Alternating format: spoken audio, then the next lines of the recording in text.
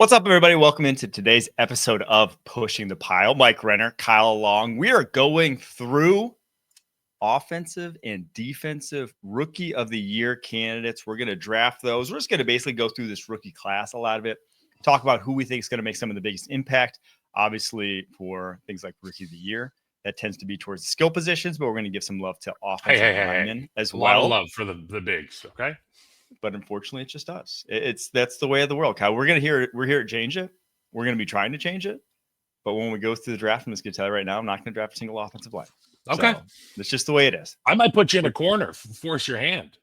We're too early in the process of changing it. Maybe by year 5, year 6 of this pod, the first pick will be an offensive line. There you go. We'll be taking, the next Kyle Long in the top with the top pick here. But until then, we got some news to break, though. Not to break, to talk about. Yep. So big deals getting signed. The biggest of the bunch was TJ Watt, who at 30 years old, remember last week we discussed it, why I was a little worried about this Steelers team, because your 3 best defensive players are all on the wrong side of 30. Well, that didn't stop the Pittsburgh Steelers for giving him a 4-year, $123 million extension. The cap hits as it stands this season, $23.3 million.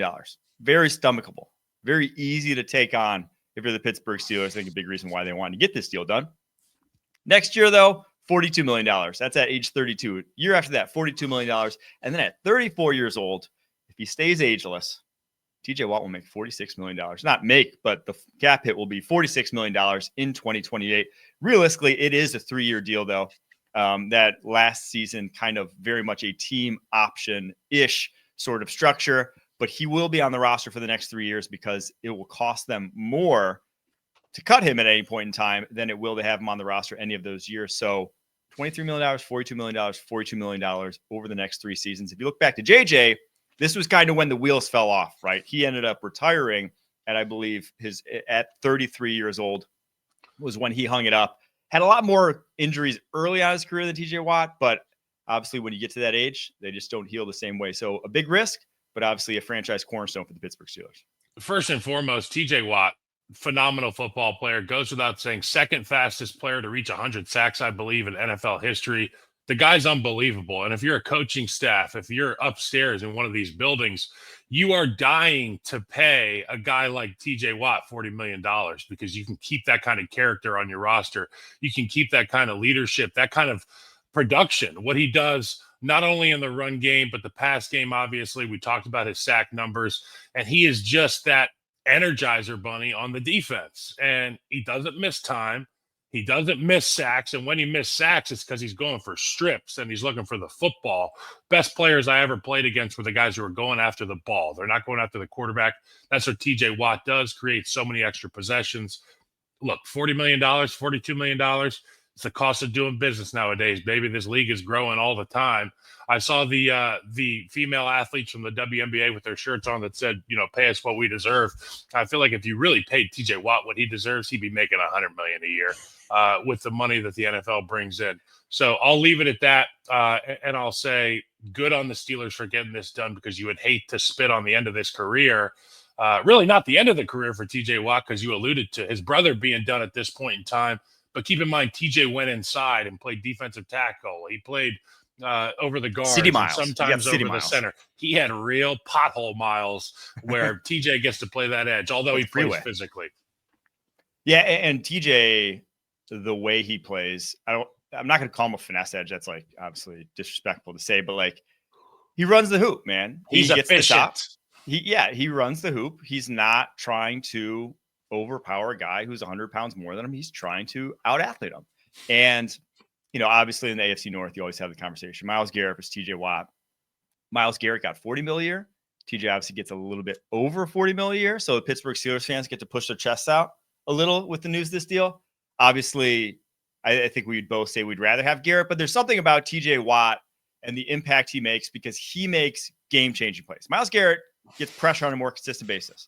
But TJ Watt, with the way he rushes the passer, and like I said, runs the hoop, he sneaks up on quarterbacks because he has such good bend at the top of the pocket.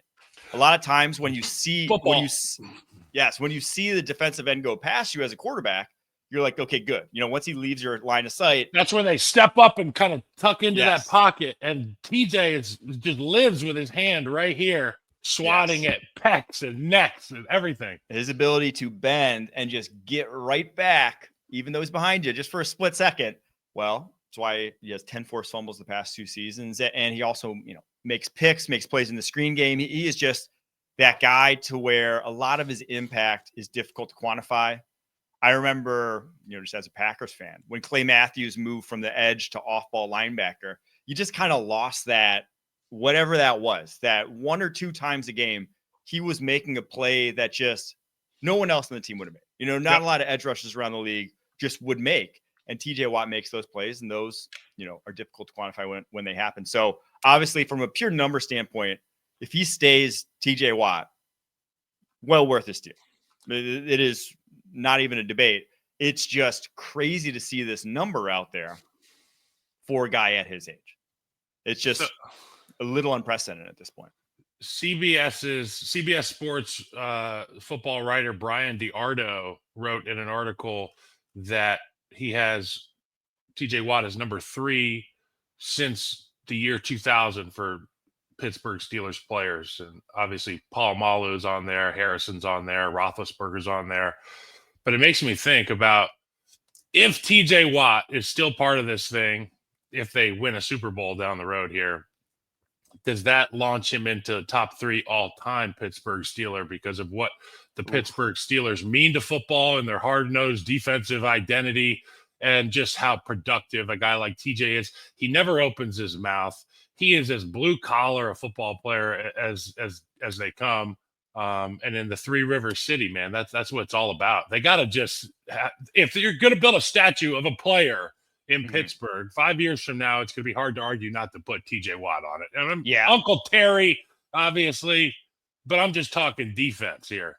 Just at least in my lifetime, if he goes 4 more years of this, I don't think it's really a debate. Yeah, I think he is. All right, another extension though. This one comes from the Kansas City Chiefs. George Karlaftis, obviously the first rounder 4 years ago. The Greek Freak. Well, he signs a 4-year extension.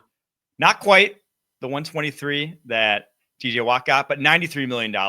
A very fair deal for a guy who, no one's mistaking for TJ Watt. No one's mistaking for a top of the NFL sort of edge rusher. But what he does do is plays damn near every snap for the Kansas City Chiefs, can play both run and pass, and really isn't a liability or really doesn't make a lot of mistakes out there on the football field for Steve Spagnuolo defense, where that's kind of at a premium. So he was 13th in the NFL in pressures a season ago, 61 pressures, and this kind of puts him in that range of contracts throughout the league. Hey, I love referencing our CBS sports writers, and Jordan Dejani pointed this out. So over the last 2 years, he's had 10.5 sacks and then 8 sacks this past season. And I talked about last year, I said, I think George Karlaftis could be an all-pro type player. And while he didn't meet that mark, he led the Chiefs in sacks. He's productive. And as a guy who grew up in a family of edge rushers and guys who play the defensive front, I know how important it is to get after the quarterback, even when you don't get sacks. Quarterback hits matter. 28 quarterback hits, tied with Myles Garrett and Leonard Williams for third most in the NFL. Furious George, the Greek Freak, as I call him, is a great complimentary piece to Chris Jones. He'll continue to find ways to win. I love this deal for them. It doesn't have 3 digits attached to it. 4 years, 2 digits. Get out of Dodge. Way to go, Brett Veach. Yeah, the first of which should be a couple big contracts from that draft class, because obviously they got Trent McDuffie that season as well. But Karlaftis, this puts him 10th in the NFL in terms of money per year at that position.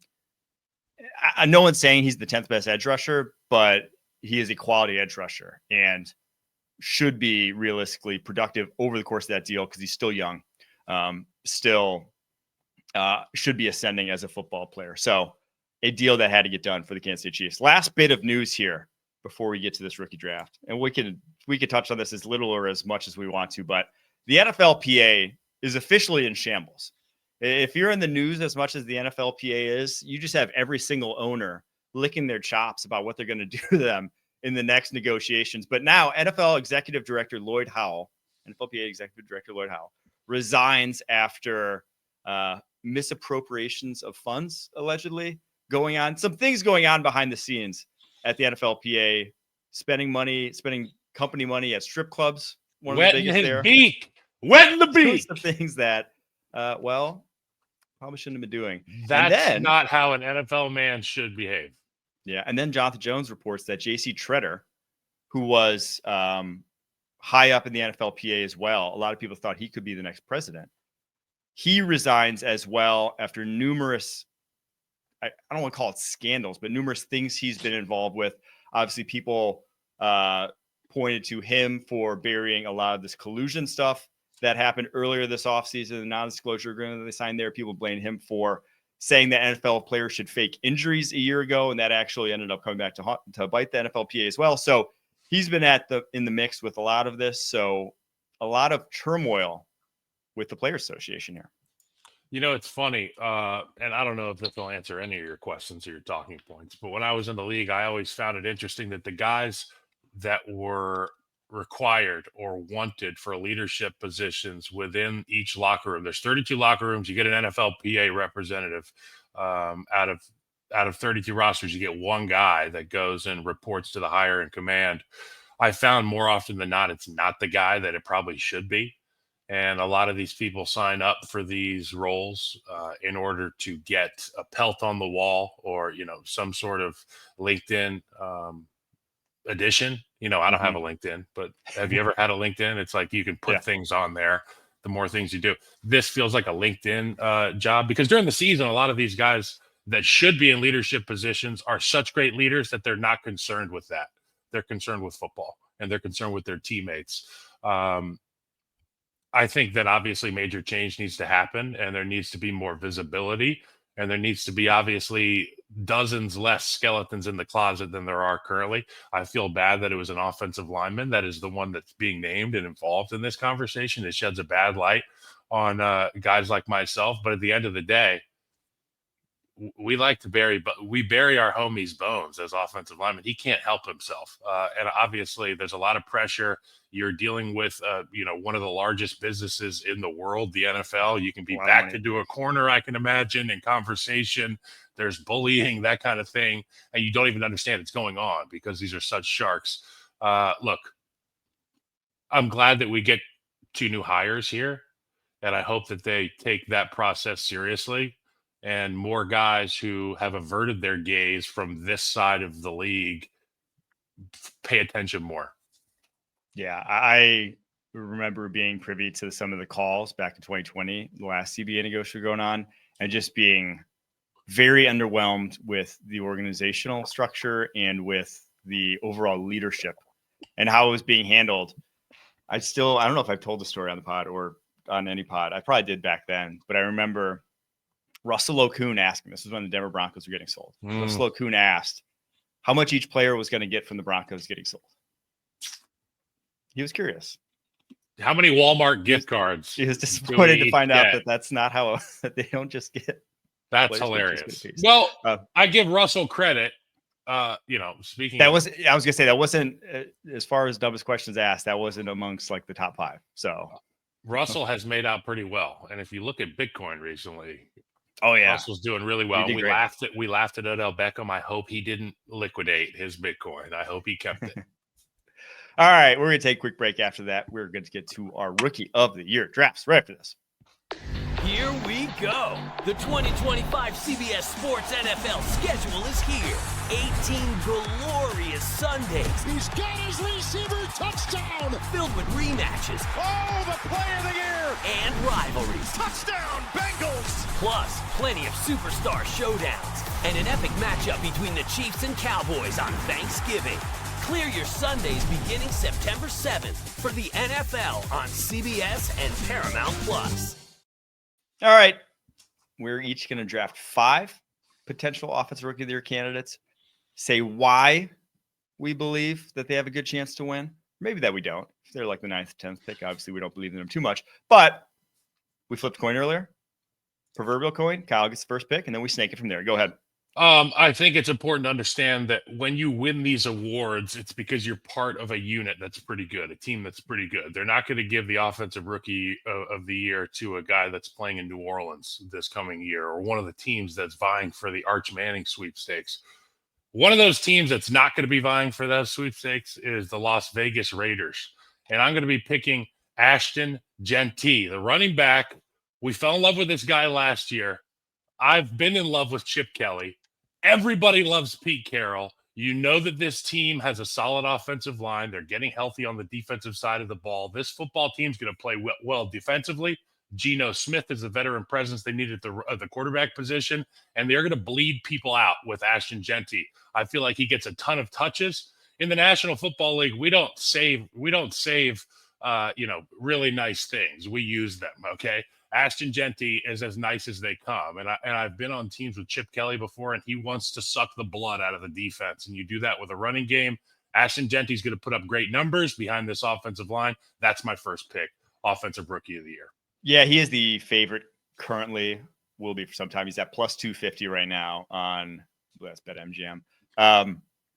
Yeah, that's the no-brainer first pick in my opinion. His rushing prop's only like 1,070 yards. I mean, obviously injuries happen, whatever, but and people love that they are in the AFC West and that there's already a bully being built in Denver. There's a long-standing bully in Kansas City, and now player 3 enters the fold here with these guys. Obviously, the Chargers are always meddling on the West Coast, but if the Raiders are good, it is so good for this division. It's so great for the conference, and it's just great for football. Yeah, there's a lot of reasons why I'm very high on shit. The Raiders, I got a bunch of Raiders takes. I think they're one of the most fascinating teams in the NFL to watch this season for a number of reasons. But the foremost to me is that they are probably as good as it gets in the NFL, in the entire NFL, at running back and tight end. The Lions right up there, obviously, as well. But like, you have elite running back and tight end, probably top 5 at both positions. I know we haven't seen Genty in the NFL, but like I had seen him in college, that's kind of where I'd put him in the mix. So if you have a top 5 player at each of those positions, you have true weapons. Jeez, and you have an offensive coordinator, Chip Kelly, who's like, I think he's still doing what he kind of reinvented himself last year with Ohio State. And obviously they had a ton of talent, but like, I was very impressed with what they did down the stretch, beating some elite defenses. So I think it's going to be a lot of fun to watch. And with Genty, Chip Kelly ran the ball a ton last year. They had like a 55-45 pass run split. And when you saw the receiving room, obviously Jeremiah Smith, Emeka Egbuka, you would think that should be like a 70-30. Yeah, no. But Chip's like, nah, bro. We hit the weights all summer for this. That's what Chip loves. Big hogs up front. That's what they have in Las Vegas. Big hogs up front.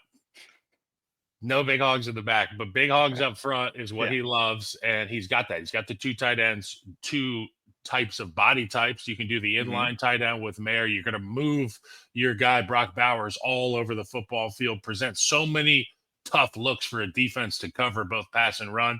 And then Genty's going to have advantageous numbers. We got numbers. That's what O-line coaches used to say. We got numbers, and that's always good. You're going to be able to run some combination blocks and get guys moved off the ball. And his first year in the NFL, Shady McCoy went for 1,600 yards. He led the league in rushing. So he's not – people think it was like an aired out OC. That's not the case whatsoever. All right. I got the snake. I got 2 picks. I'm going to go 1 Cam Ward just because, I mean – it's a quarterback award. He's going to start. Will he put up big numbers? I don't think so. But, Kyler Murray didn't put up big numbers and won Rookie of the Year. They get so much deference in the award. I talked about it last year. I lamented it last year with one Brock Bowers, who put up the best rookie tight end season of all time and got hated on by the committee. But if he puts together anything, if he has the Titans above water at all, I think he'll get a lot of deference for this award. So I'm going him, and then I'm going to go Marion Hampton. Obviously very chalky here. The 2 first-round running backs coming off the board, but it's the position that succeeds the easiest in the NFL or has the easiest path to success early on. Just hand it to him. You have an exceptional offensive line there in Los Angeles. Truly could be, it could be number 2 in the NFL behind Philly this year. It could usurp Philly depending on how injuries go for each, unit. So it's going to be a damn good offensive line blocking for him. At that point, Marion Hampton, Najee Harris keeps doing whatever the heck he did this offseason, not reporting and whatnot. We are going to have a big year from the North Carolina running back. So I get 2 picks now. Okay, a lot of people want me to pick Travis Hunter, but a lot of people don't realize that BTJ is going to still get the ball a ton. Okay. So while Travis Hunter may be spectacular on offense and may provide some of the most jaw-dropping plays we've seen from a rookie, he's not my fourth pick. Okay. We're on the fourth pick now. Yep. Okay. I know I talked about teams having to win a lot of games, but what else do Americans love? They love a story about picking yourself up from your bootstraps, rising from the ashes. Who's done that more than Bryce Young in Carolina? I knew exactly And what the you were going. cavalry has arrived, and it comes in the form of Tataroa McMillan.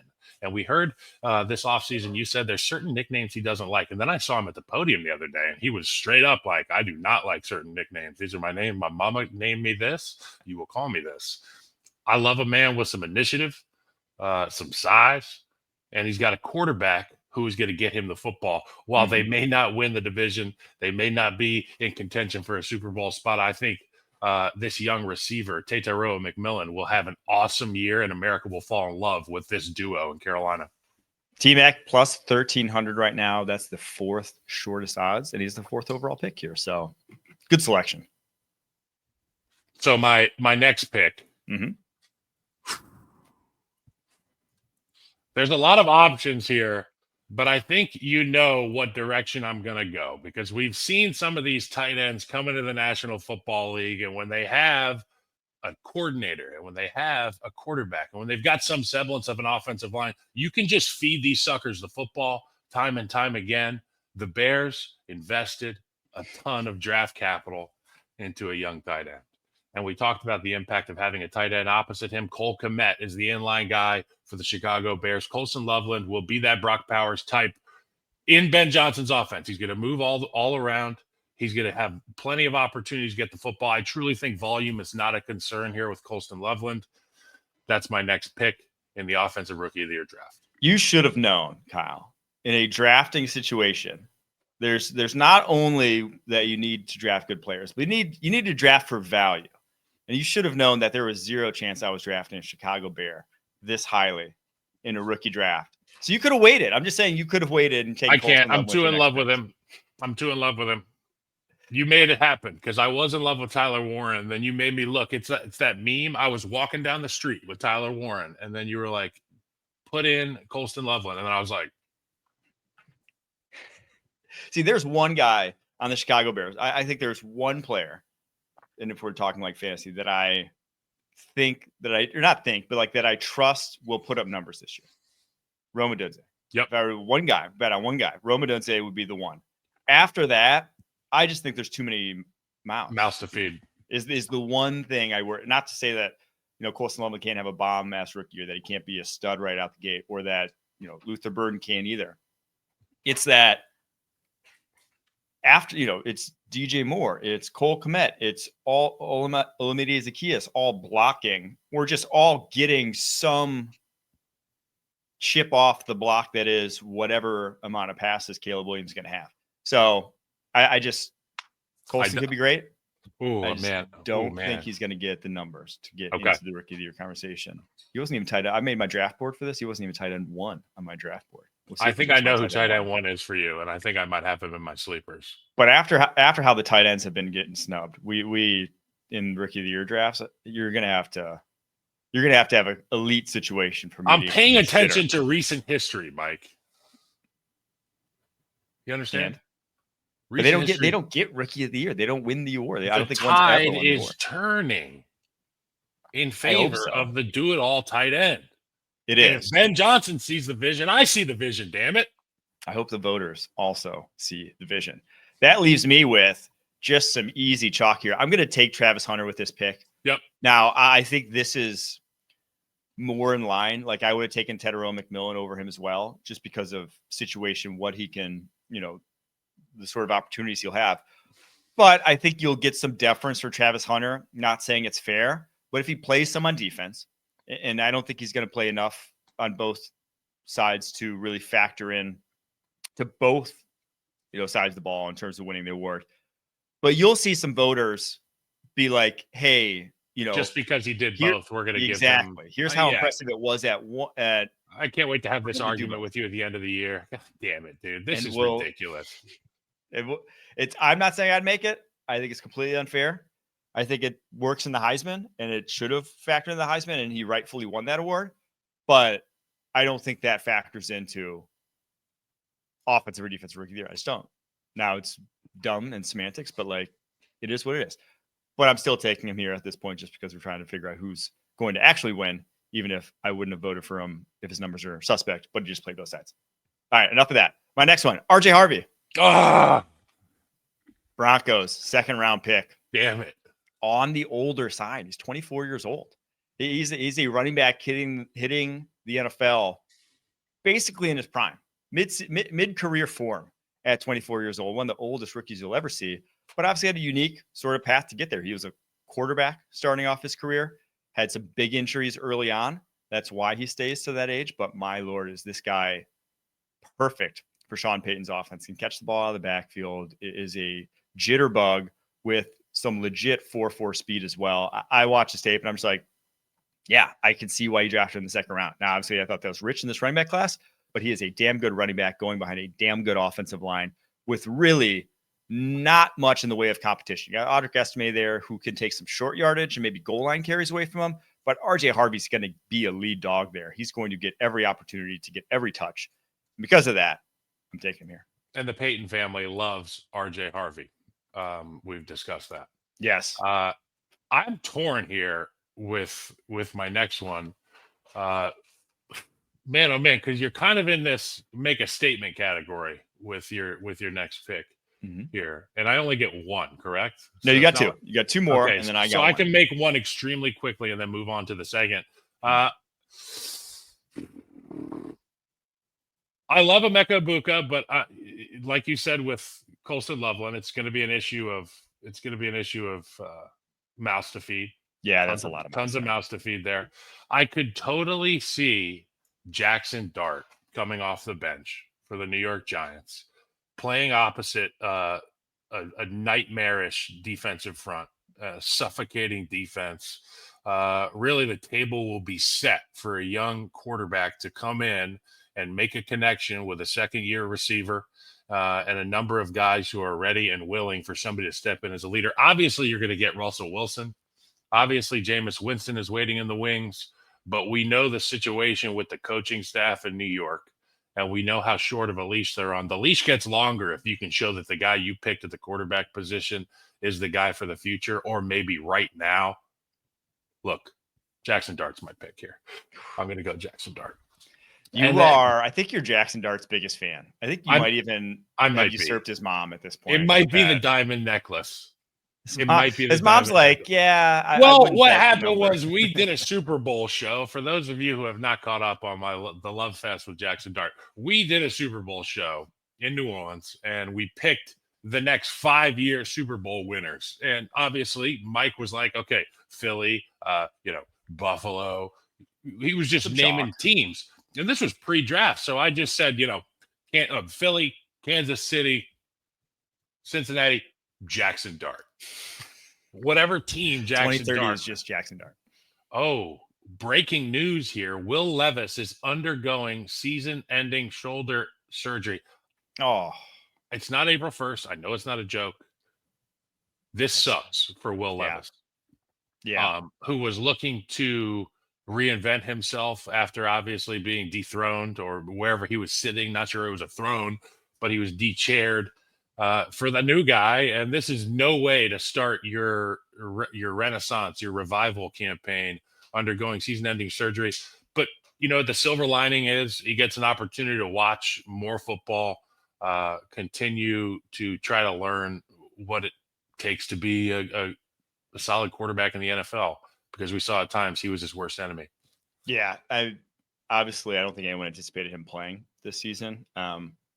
But it's not as if he had not shown some signs of promise. I mean, go back to his rookie year, the Dolphins game, the comeback in the fourth quarter. Like there were things that he did on tape that were encouraging. Obviously, things he did on tape that were mind-bendingly insane and no human should ever be doing on a football field. But sometimes you can clean those up. So there was obviously hope that he could turn things around. Obviously, this is not going to be anytime it's a shoulder, is just not going to be a great thing. So we'll see what happens with him. But obviously, one more year on his rookie deal after this. All right, let's get back to the draft. You got Jackson Dart here. You have for your squad Jackson Dart. And since there is no receiver number 1 in Green Bay, oh, you're taking him out from under me. Go for it. How cool would it be for you and the boys and the girls up there in the old cheese eater state if Matthew Golden showed up at Lambeau and was just an absolute Lamborghini for this offense, and your guy Jordan Love would fall in love, and you could pack them in there to Lambeau and you would just dominate. And this is my pick, Matthew Golden. Okay, they need somebody to step up to the plate and swing the bat big time for this offense. I like all the receivers in Green Bay. I like all the receivers. I don't love any of them. Okay, the only guy I'm kind of in love with, like I'll call him back, is Jaden Reed. He's fun. What is Matthew Golden's role going to be in this offense? How does the volume share? And Matt LaFleur, how do you shake this whole thing out? And who does Jordan Love trust the most? And who gets the most targets? No, that's great.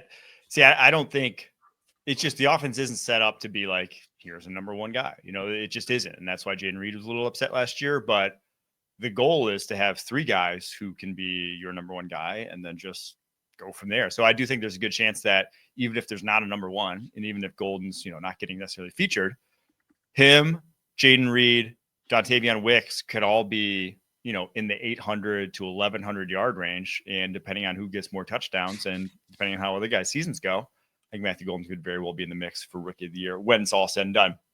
That leaves me to the last pick. And I'm very happy that this guy is still on the board.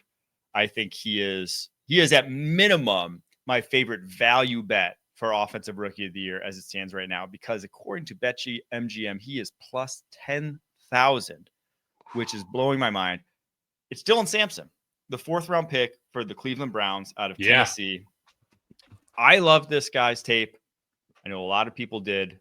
He obviously falls to the 4th because he's a little bit of an undersized back, but we saw an undersized back absolutely ball out last year in Tampa, and Bucky Irving, similarly sized. I think Sampson's even a little better of an athlete. And there's not really any competition now. Quinshon Judkins, the Browns told him to go home. They haven't even signed Quinshon Judkins, their 2nd round running back, after the domestic violence allegations against him down in Fort Lauderdale.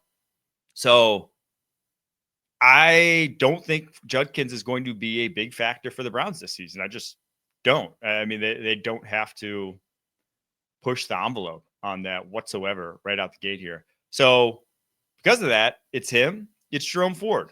We've seen enough from Jerome Ford to say, I don't think that's much competition. And so, yeah, maybe they'll be behind a lot and maybe they'll be having to throw a lot, but their quarterback position, I think they're ideally going to want to grind out a lot of tough, low-scoring games. And, well, I think that means you're going to run the ball a lot. And so Dylan Sampson, he was a bell cow last year at Tennessee. I don't have any questions about what he can do with the high-end workload. So because of that, I'm not saying he's going to win. I'm saying at plus 10,000, I think he's going to have a much, much better season than what that suggests. So he's my last pick here. So to recap, OROY, before we go to break, you got Ashton Jeanty, Teddarilla McMillan, Colson Loveland, Jackson Dart, and Matthew Golden. I'm rocking with Cam Ward, Marion Hampton, Travis Hunter, RJ Harvey, and Dylan Sampson. We'll revisit come end of season. Obviously, I think we both think Jeanty is going to win. So maybe the last 9 picks were moot, but we can revisit that one when the time comes. All right, we take a quick break. After that, get to the defensive side of the football.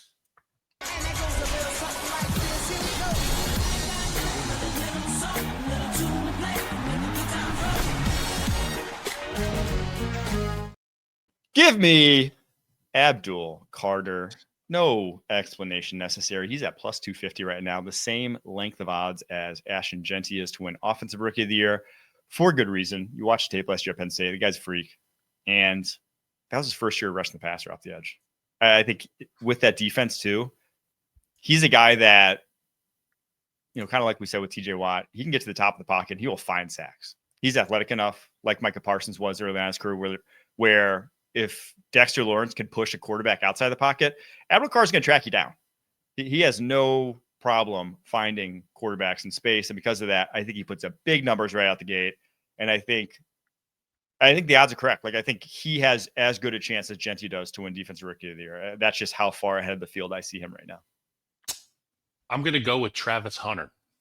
Nice. The second pick, because as I stated earlier, they've got a dominant receiver there in Jacksonville. If they do want to situationally put Travis Hunter out there to create some mismatches in the low red area, short area quickness, it thrives down there in the low red. And you're not doing that anaerobic style of just running 40 yards down the field, running back to the huddle, running a 25-yard post.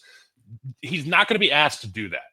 He's going to score some touchdowns in the red area, and he's going to play dominant defense, and he's going to create turnovers for our offense to give himself another chance down in the red zone. That's realistic. What's not realistic is playing both sides of the ball, getting worn down, and not being able to play to your explosive capacity. I got Travis Hunter with the second pick. I think he's going to have a special season on the defensive side of the ball. Now I get the third pick, correct? Yep. The third pick, and my pick to win the AFC, is the Baltimore Ravens edge, Mike Green. Ooh. Okay. You're stepping into a room of sharks.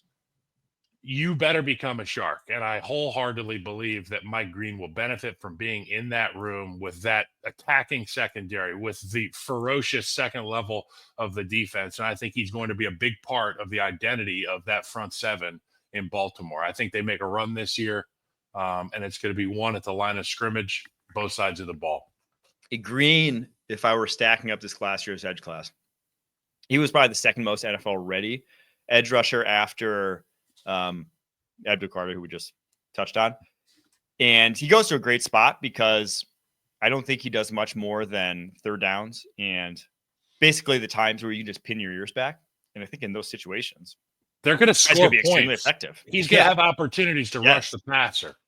So he might be a 500 snap, but still double-digit sack guy because he's in a lot of situations where that's just advantageous to rush the passer. So, and then when you're on a defense like that, and I think specifically for Defensive Rookie of the Year, you just get talked about more. You will be discussed on this is the good Monday team Night bias. Football, Sunday Night Football. It's real. It happens every single year for voters. So now here's a guy that had no business playing for the Baltimore Ravens, but you know how this draft thing works out. You know how the Baltimore upper management operates. Mike Green. Yeah, second rounder, but obviously a lot of people's boards, he was a top 20 guy. My guy, next. I'm going Mason Graham just because I think it's still a talent-based award. You know, it's still, there were two guys I had pretty high evals on this defensive class, obviously Travis Hunter aside. It was Abdul Carter, Mason Graham. I thought they were kind of Carter a clear tier above Graham, but then Graham a clear tier above everyone else in terms of just that guy's going to be good. Is it year one? Obviously, DT is a very difficult position to translate to out the gate. We've seen it historically, just the physical nature of the position takes some getting used to. Basically, the strongest guy that you face in your college career ends up being your like below average guy at the NFL level. So you just aren't, there's just a difference in terms of what you've seen versus what you're going to see. And strength isn't something like explosiveness where strength can be improved on all the way into like your 30s, right? You know, you can keep getting stronger. You can keep getting, adding more muscle to your frame throughout. Can't really add explosiveness, but you can keep getting stronger. And obviously in the NFL, guards, offensive linemen, centers, they do that. So Mason Graham, I'm not saying he's going to. Obviously, I think there's a reason Abdul Carter's odds-on favorite, but I just think he is very NFL ready, and that's why I'm taking him here. My next one. When you said Ravens, I thought you were going to go Malachi Starks. I'm going to pass Malachi. I'm going Jihad Campbell. Yep. Because of kind of what I said earlier in that when you're on one of the best defenses in the NFL and one of the biggest name teams in the NFL, you get talked about every single game. And when you're a first-round pick, the way Jihad Campbell was, and just watching his tape last year, I thought he was such a perfect fit for Vic Fangio's scheme. Putting him next to Zach Bond is going to be difficult to play against for opposing offenses. I'm not even going to sugarcoat it. I think even compared to Nakobe Dean, what he can do just from a size, wingspan, shutting down windows perspective is going to be tough to pass on, especially when Zach Bond's, a pretty long, larger off-ball linebacker as well. So those two next to each other, rack up tackles, rack up PBUs. And if that's the case, Jihad Campbell could very well be your Rookie of the Year. I love the pick, and the spot's there for the taking right now from a health standpoint. And I've been part of Vic Fangio teams with two good linebackers, and it's like unfair to play against. It's even more unfair to practice against because they have familiarity with you. I think Jahad Campbell's a guy that plugs in and immediately has success. I'm gonna go. I get two picks here. Yes. I'm going to start with Jalen Walker just because I know how hard it is to pass protect on turf, and he's going to have a lot of opportunities to do that. I think that the Falcons' offense is a prolific one, and with Michael Penix Jr. at the quarterback position, just like we talked about getting opportunities, this defensive line will have opportunities to rush the passer. Much has been made about the lack of pass rush in Atlanta. You can bet that this guy is ready to turn the tide for that edge rushing unit. I think he's going to get a lot of opportunities. And as I said, I made this my point first. Turf is a nightmare to block people on. Yeah. And if you just go historically, I think of the past 7 or of the past 6 rookie of the years, 5 have been pass rushers, edge rushers specifically. So like it gives a lot of deference to the guys who attack opposing quarterbacks. The next one, I don't know if he's going to get signed, but I know how much his teammate across the line from him gets after the quarterback and how all eyes will be on Trey Hendrickson. How about Shamar Stewart for the Bengals? I don't know if he's in college or if he's in the NFL. I don't know what the hell he's doing. But if you tell me he's available, if he's on the list of draftable guys for this, I'm going to take him because we know about Joe Burrow. We know about Trey Hendrickson. He's going to get one-on-one opportunities. Yeah. And another turf guy, albeit outside, he's a turf guy. You got to watch out for them. I hope they sign him. I was with a lot of Bengals fans over the weekend who were very much lamenting that pick at this point in time. But gosh, it would be classic Bengals if they go into week 1, week 2, and he's not on that roster. Wow. Unfortunately. All right, I get 2 to wrap it up, and then you get 2. Gosh, I'm going to go first with Malachi Starks, just because I think he is incredibly NFL ready at safety position. He's in an awesome spot where the rest of that secondary is so good that his life will be easier just because of how much ground everyone else can, make up. That it just the windows get smaller, and the amount of ground he has to cover gets smaller when you have those guys in the secondary. And I just thought he was on tape at Georgia. So NFL ready, such a playmaker that I'm putting him here. The last one, I'm debating this, but I'm going to go with Carson Schlesinger because, again, it is a award that goes to linebackers, corners, and edge rushers. Rarely do DTs win it. Rarely do safeties win it, even though I just picked a safety. But linebackers, they have some of the easiest stats to point to right out the gate, tackles. And what does he have? A havoc-creating defensive line in front of him that's going to lead to a lot of easy runways for Carson Schlesinger to go make some plays. And what I saw from him in his very first year of starting, because he's only had 1 year of starter at UCLA, was a guy who was very confident.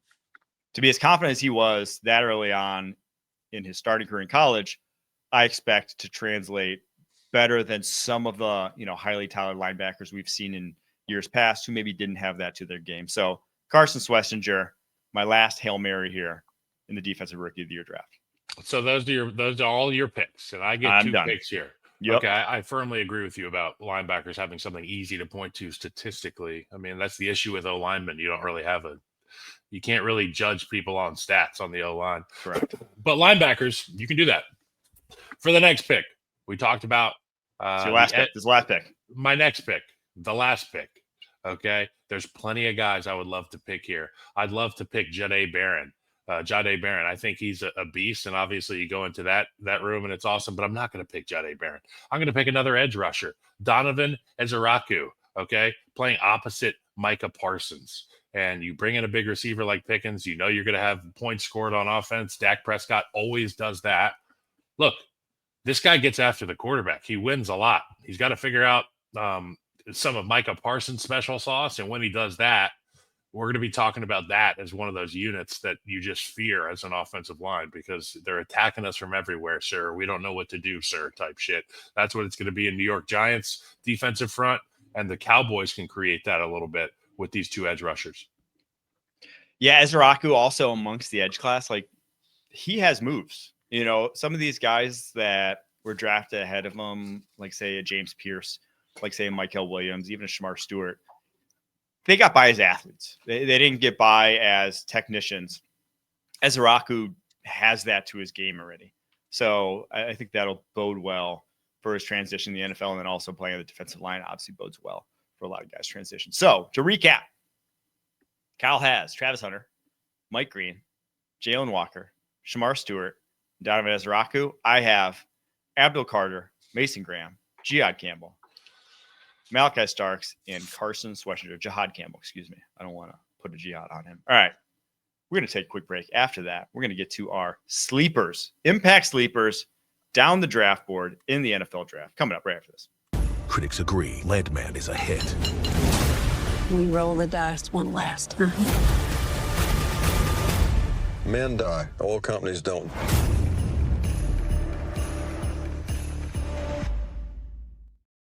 All right, give me yours. Guys who probably won't factor into the Rookie of the Year conversation. If they will, like, they probably still won't win.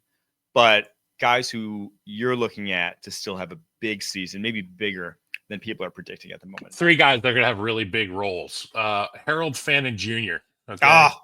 You introduced me to this gentleman, and you were like, he's got the most catches in the history of since they invented the game of football. Okay. And he was doing so in some action, I believe. Bowling Green, that's Maction. Mm-hmm. Okay. By the way, I'm gonna say it here first. I mentioned to you that I was gonna potentially call some games. I'm thinking I'm gonna do a little Tuesday night Maction this winter. Let's go. Nothing is set in stone yet, but the people are, we're doing the thing. We're doing the little dance, figuring out what works. Here first. That's awesome. It'll be a lot of fun. So I'm going to get to know the MAC even better, and knowing that guys like this come out of the MAC makes me salivate for some football, because we get to find players while you're studying tape like Harold Fannin that just jump off the film. Njoku do a lot of money after this year. You got to think Cleveland's going to position him, and when I say him, Fannin Jr., to have success early and often, with the understanding that it's going to save them $16 million plus to walk from a guy like Njoku. And even though Njoku's great, he's got some health concerns. And when you get a value pick like Harold Fannin and you expect him to continue to have that kind of production in the National Football League, good things happen. And look, you get production because you can see the game happen. You can feel the game. Fannin has that understanding. The other player, Luther Burden III. Can I say something? Say this about Fannin. Waxed about the Bears.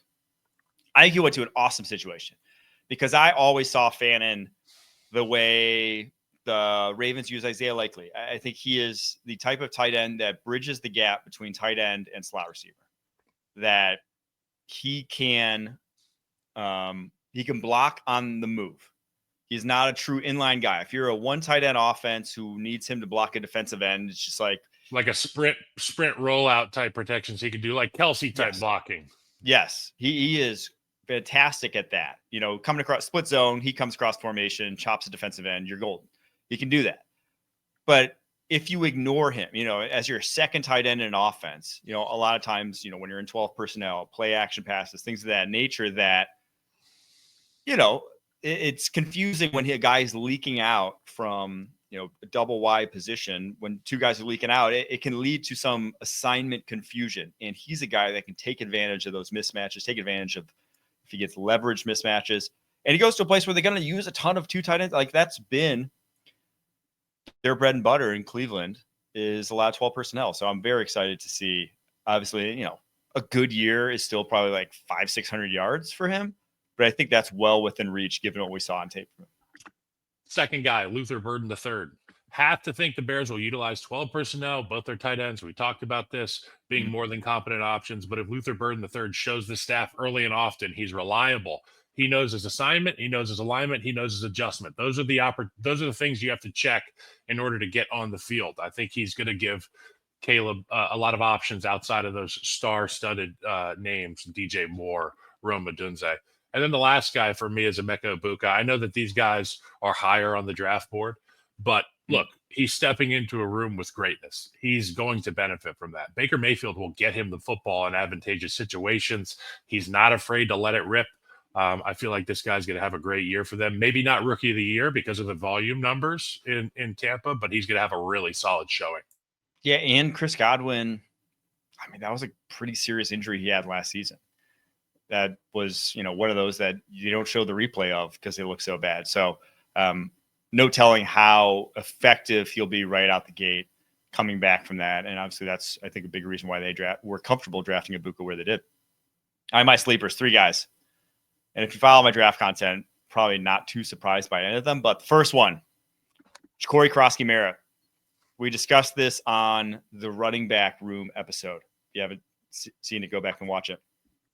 But I put the Washington Commanders in the D tier of the running back rooms because I don't think Brian Robinson is any great shakes. I don't think Austin Eckler at this point in time is scaring me at all. But I do think Ja'Cory Krosky-Merritt is talented enough to justify or to possibly get some touches in that offense. He was 83rd on my draft board.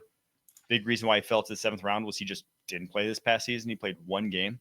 But heck of an athlete. Low 4.4s at his pro day, 41.5-inch vertical.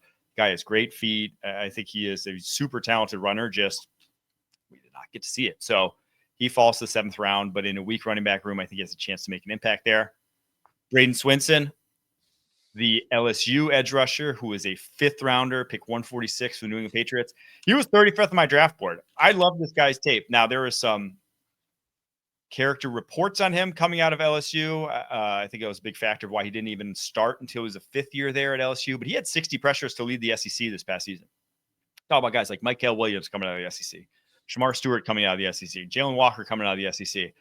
This guy was more productive than all of them last season. And it's not like he's a poor athlete by any means. He may not be the freak that some of those guys are, but more than good enough to still succeed at the NFL level. And I think he has incredible opportunity in front of him. Anthony Jennings, Harold Landry, Caleb Von Chason, the only competition there in New England from stopping him from getting playing time. So if he's locked in and gets a chance to play, I think he could produce. Lastly, certainly not least here, Miles Frazier, your 5th round pick for the Detroit Lions, obviously with Frank Ragnow retiring at center. That opened up that spot in the offense. Your weak link from a year ago, Graham Glasgow, ripe for the taking if Frazier can step in there and be ready to play from day one. This guy was a 4-year starter. 3 years of those came at LSU. He's played right tackle. He's played both guard spots. One of the best pass protectors in this draft class. I think he could, at some point in time, take Graham Glasgow's job this season. And if that's the case, then he can produce. So 6'6", 320. Fine, I'm the one giving offensive line love on this pod. 6'6", 320 for this guy. Look, I mean, if Josh Simmons is healthy, you'll fall in love with him, or you'll hate his guts because he's a Kansas City Chief. But I'll tell you this: if he's healthy, he's going to have a lot of success. I left the O-lineman out of here because we talk about him so much. I talked a lot of edge rushers, talked a lot of little guys, talked to little tight ends who think they're O-linemen because they know the blocking scheme. But that was fun. It was a fun exercise, Mike. That it was. All right. Thanks so much for you guys for tuning in. We'll be back on Wednesday. Until then, keep pushing.